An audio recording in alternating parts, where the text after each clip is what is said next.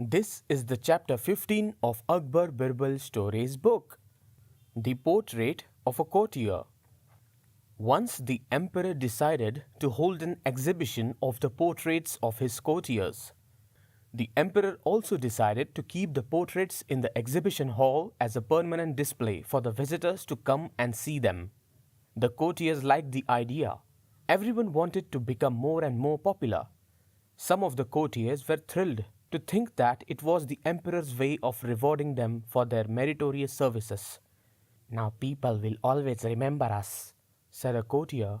"We will be famous now," said another courtier. All the other courtiers nodded. They were all very happy. The idea was quite encouraging. The courtiers then engaged some artists to draw their portraits. But there was one courtier who loved to deceive people by depriving them of their rightful dues. That miser also engaged an artist to draw his portrait. He promised the artist a few gold coins, but he had an evil design. The artist worked hard for many days and nights to do an excellent job and drew a very good portrait of that courtier. He was a fine artist. He expected a good remuneration for his work, at least a little more than the promised 20 gold coins. But the courtier, due to his miserliness, was not even willing to pay the artist his rightful dues. As the courtier had planned to cheat the artist, he wanted to find a fault with his portrait.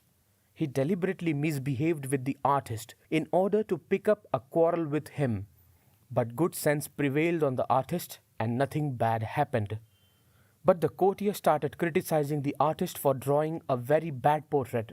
The artist now felt hurt. He was an accomplished artist. People liked his paintings, but this courtier was criticizing his work very badly. The artist was almost in tears. He had put his soul in his work.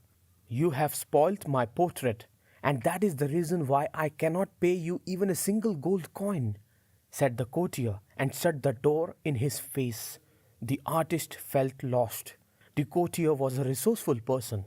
What a poor artist like him could do against him? He sat on the banks of the Yamuna river and began to weep. It so happened that Birbal came to know about this artist. He called for him.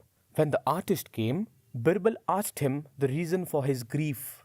The artist told Birbal how he was deprived of his rightful dues by the courtier whose portrait he had drawn with so much care and pain.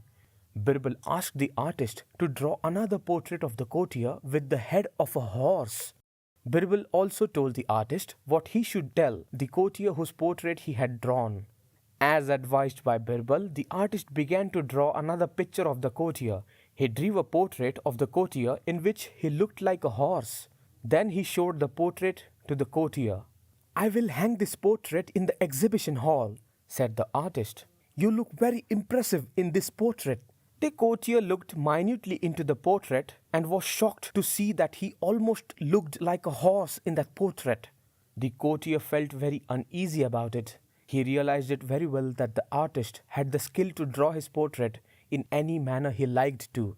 He also knew that the artist had done that to lower his prestige. "Well, I must now admit that my first picture was much better than this one," the courtier said. He smiled and handed over to the artist the full amount that he had promised him. The artist became very happy. "Don't display this portrait in the exhibition hall," said the courtier. "Don't worry, I will destroy it," said the artist. The artist met Birbal again and expressed his gratitude for his help and advice in the matter.